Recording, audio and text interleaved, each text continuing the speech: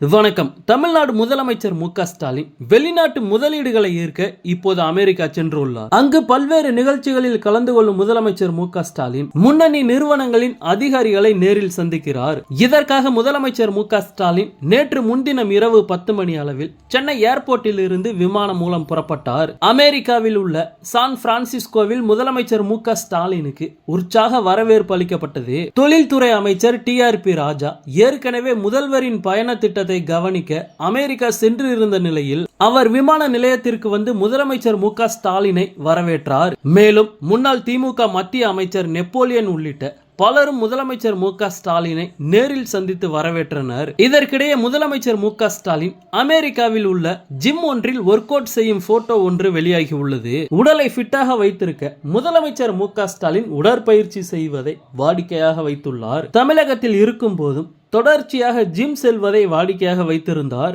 மேலும் அவ்வப்போது சைக்கிளிங் செல்வதையும் வாடிக்கையாக வைத்திருந்தார். இதற்கிடையே அமெரிக்காவில் ஜிம் ஒன்றில் முதலமைச்சர் மு க ஸ்டாலின் ஒர்க் அவுட் செய்துள்ளார். இது தொடர்பான போட்டோக்கள் தற்போது வெளியாகி உள்ளது.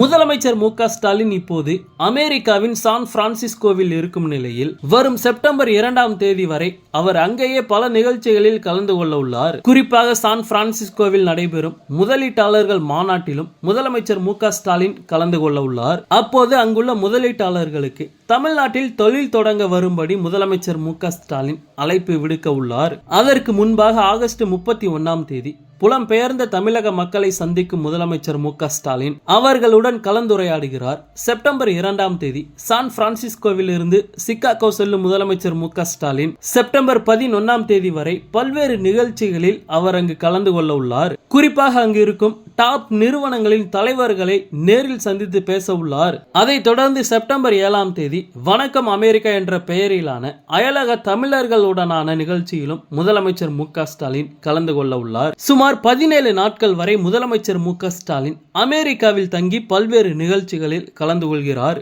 அதைத் தொடர்ந்து செப்டம்பர் 12ஆம் தேதி முதலமைச்சர் மு க ஸ்டாலின் தமிழகம் திரும்புகிறார்.